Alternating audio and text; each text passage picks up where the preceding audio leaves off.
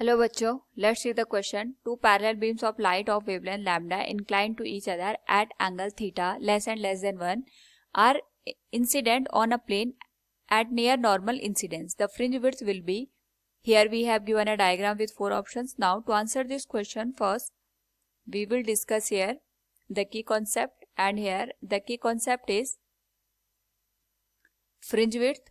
Now in case of the interference हमारे पास energy का redistribution होता है.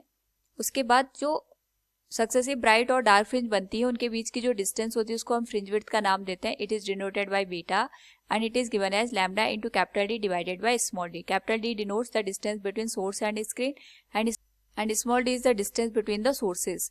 तो यहाँ पे हमारे पास जो पैरेलल लाइट दे रखी है एक दूसरे के साथ कोइंसाइड होती है. तो सपोज इस पॉइंट को हम यहाँ पे S1 नाम दे देते हैं और दिस पॉइंट इज S2, यानी ये स्लिट S1 का काम करेगा और ये S2 का, और यहाँ पे हम कहीं पे स्क्रीन को प्लेस करेंगे.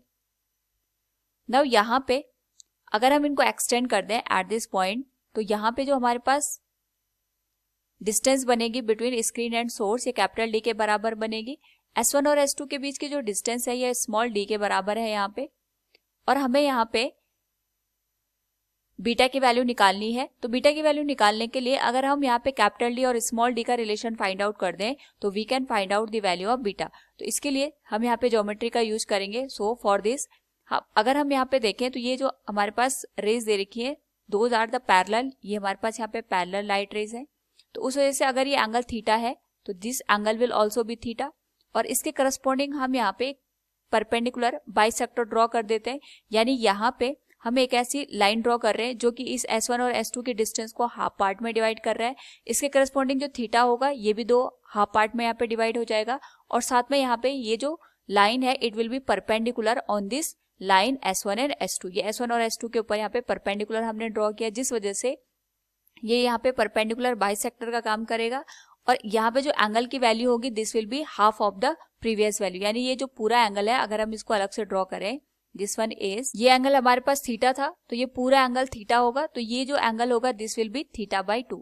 नाउ ये एंगल हमारे पास 90 डिग्री का है, तो जो रिमेनिंग एंगल होगा इसकी जो वैल्यू होगी it will be 90 minus theta by 2. Now यहाँ पे अगर हम ऑब्जर्व करें हमारे पास जो ये लाइट रेज आ रही है इसके करस्पॉन्डिंग यहाँ पे अगर हम इनको एक्सटेंड करें तो ये एंगल थीटा है तो ये वाला एंगल भी थीटा हो जाएगा. ये एंगल हमारे पास 90 माइनस थीटा बाई 2 है तो ये वाला एंगल भी 90 माइनस थीटा बाई 2 के बराबर हो जाएगा. ये 90 एंगल है हमारे पास ऑलरेडी, तो इसके करस्पॉन्डिंग जो ये वैल्यू निकल के आएगी it will be 90 minus theta by 2. और अगर मैं इसको नाम दे दूं ट्रायंगल ए बी पी, तो एंगल पी की जो वैल्यू निकल के आएगी it will be 180 degree minus angle B की वैल्यू 90 डिग्री है, और जो रिमेनिंग एंगल था that will be 90 minus theta by 2. From 90 plus 90 180, ये आपस में कैंसिल आउट हो जाएंगे, तो जो पी की वैल्यू निकलेगी that will B theta by 2. ये हमारे पास यहाँ पे थीटा बाई 2 के बराबर हो गया. तो यहाँ से अगर हम इसी ट्रायंगल का यूज करके ए बी पी, अगर हम इस ट्रायंगल को यहाँ पे ऑब्जर्व करें, इसको अलग से ड्रॉ करें, it will B look like this. ये एंगल बन गया थीटा बाई 2 के बराबर. ये जो डिस्टेंस है ये हाफ हो गई है दैट इज डी बाई 2, और ये जो पूरी डिस्टेंस है इट इज कैपिटल डी. तो हम इस ट्रायंगल का यूज करके tan थीटा बाई 2 की वैल्यू निकाल सकते हैं which will be perpendicular divided by base. Perpendicular D by 2 के बराबर हो जाएगा और बेस हमारे पास कैपिटल डी के बराबर हो जाएगा, जिसको हम लिख सकते हैं small d divided bye 2 into capital D.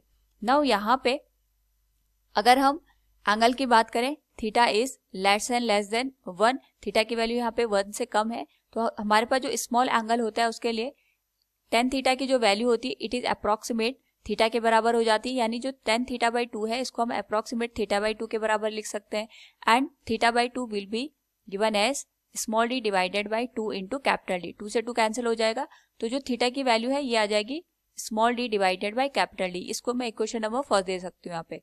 Now यहाँ पे अगर हम बात करें फ्रिंज विड्थ की, तो fringe width is given as beta equals lambda into capital D divided by small d. तो जो ये टर्म है ये हमारे पास इक्वेशन फर्स्ट का जस्ट रेसिप्रोकल है, तो हम लिख सकते हैं फ्रॉम इक्वेशन फर्स्ट जो बीटा की वैल्यू निकल के आएगी it will be reciprocal of this whole value, तो ये हो जाएगा लैम्डा बाई थीटा के बराबर. तो जो फ्रिंज विड्थ है it will be lambda by theta. So from the given question we can say here the fringe width will be lambda by theta. Option C will be the correct one. Hope all you understood it. Thank you and best of luck.